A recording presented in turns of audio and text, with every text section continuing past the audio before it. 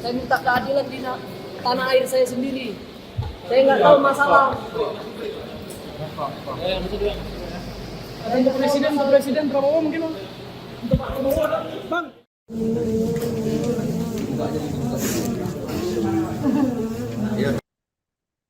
Suasana ruang sidang Pengadilan Negeri Batam mendadak hening saat Fandi Ramadan berdiri dari kursinya pada Senin 23 Februari 2026.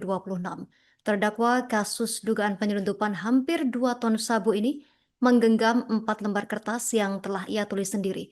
Di balik punggung pria berkaos tahanan Kejaksaan nomor 58, tangannya tampak bergetar dan suaranya parau. Informasi lengkapnya pemirsa, sudah dihimpun rekan kami Uci Swaibah Aslamiyah wartawan Tribun Batam. Rekan Uci Swaibah, silakan informasi selengkapnya yang berhasil Anda himpun.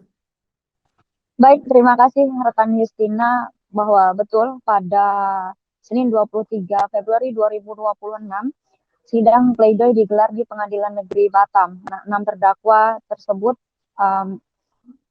melakukan sidang ya Tribuners, yakni 4 WNI, ada Leo Chandra Samosir, kemudian ada Richard Halomuan, Fandi Ramadan, dan Hasyi Holland Simosir. Serta ada 2 warga negara Thailand, yakni Wirapat Pongwan dan juga Terapong. Nah, dari ke-6 terdakwa tersebut, salah satunya adalah Fandi Ramadan. Fandi Ramadan menjadi terdakwa ketiga yang membacakan nota pembelaan. Ia berdiri sambil memegang 4 lembar kertas yang ditulisnya menggunakan tangannya sendiri ya Tribuners. Dan dalam pledoinya itu Fandi menyampaikan bahwa dirinya tidak memiliki motif maupun keterlibatan dalam kegiatan ilegal sebagaimana yang didakwakan, yakni terkait narkotika.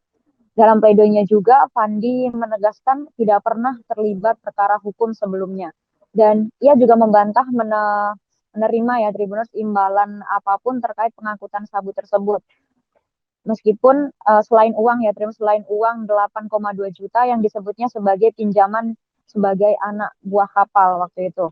Dan sebagai anak pertama di keluarganya, Fandi mengungkapkan dia juga memikul harapan besar dari kedua orang tua dan adik-adiknya. Ia menyatakan tidak mengetahui muatan yang disebut berisi narkotika dan bersumpah tidak pernah berniat terlibat dalam jaringan peredaran barang haram tersebut. Dan Fandi juga menyebut harga diri dan keluarganya lebih penting daripada apapun, serta mengingat perjuangan orang tuanya yang telah membiayai pendidikannya hingga ia bekerja di kapal tersebut. Di akhir pembelaan memang ia memohon kepada majelis hakim yang memimpin pada saat itu yang dipimpin oleh Ketua Hakim Tiwi dan juga didampingi 2 hakim anggota yakni Douglas Napitupulu dan juga Randi.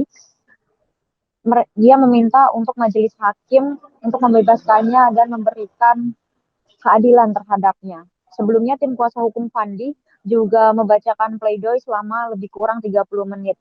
Penasihat hukum juga menilai bahwa dakwaan jaksa ataupun tuntutan jaksa tidak terbukti karena unsur penugasan dan niat tidak terpenuhi dari Fandi sendiri. Dan mereka meminta majelis hakim menyatakan Fandi tidak terbukti secara sah dan meyakinkan bersalah dan meminta untuk membebaskannya dari segala tuntutan hukuman yang saat ini menjerat Fandi, serta memulihkan hak martabat dirinya dan juga keluarganya. Dan setelah mendengarkan pledoi dari ke-6 terdakwa yang selesai sekira pukul 20.45 waktu Indonesia Barat, Majelis Hakim Tiwi mengatakan bahwa sidang akan dilanjutkan pada 25 Februari 2026 mendatang dengan agenda sidang yakni tanggapan dari jaksa penuntut umum terhadap pledoi dari para terdakwa dan juga penasihat hukumnya. Mungkin itu saja rekan Justina yang dapat saya laporkan. Saya kembalikan ke studio. Terima kasih informasi Anda rekan Uci Swaibah Aslamiyah wartawan Tribun Batam. Kami nantikan informasi update dari Anda. Selamat bertugas kembali. Bismillahirrahmanirrahim. Yang saya muliakan Ibu dan Bapak Hakim, yang saya hormati Bapak Jaksa, yang saya sayangi Bunda yang melahirkan saya, dan ayah-ayah masyarakat saya yang saya hormati, Bapak pengacara dan semua pengunjung di ruangan ini.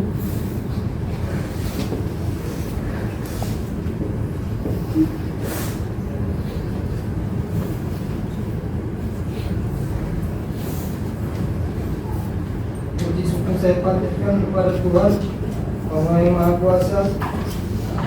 Karena berkat kasih-Nya saya bisa mengalami proses peradilan ini. Salawat dan salam kepada baginda Muhammad SAW yang telah memberikan pedoman yang rinci sebagai syariat Islam bagi umat yang tetap sabar menghadapi masalah dunia.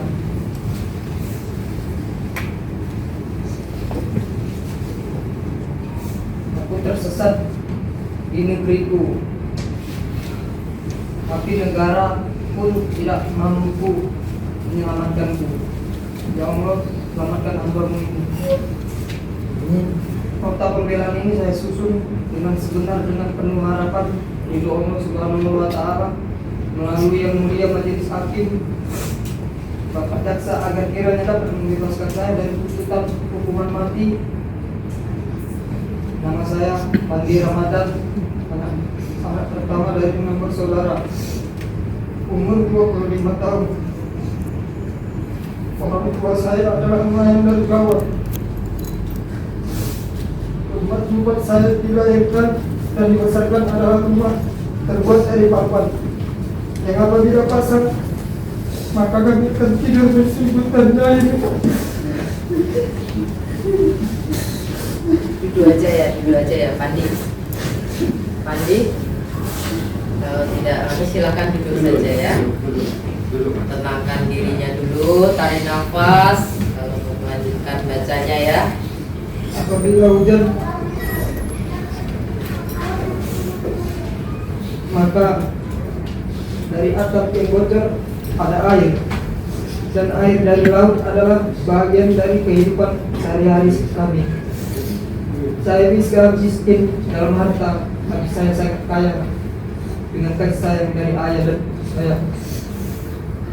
Berangkat dari kehidupan ekonomi yang sangat sulit, membuat tekad saya untuk bersekolah di Politeknik Pelayaran Negeri Malayati Banda Aceh.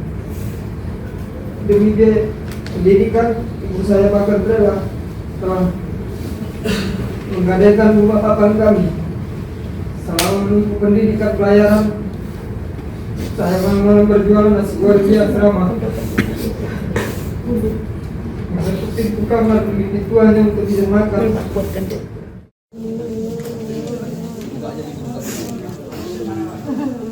Ya, di luar. Aduh, kok nggak ada hati dengan wanita sini. Bisa di depan lagi ya. Ini kurang Sudah sidangnya. Ayo di luar. Yang lain sidangnya. Ayo Mas. Ya benar-benar aku tolong kamu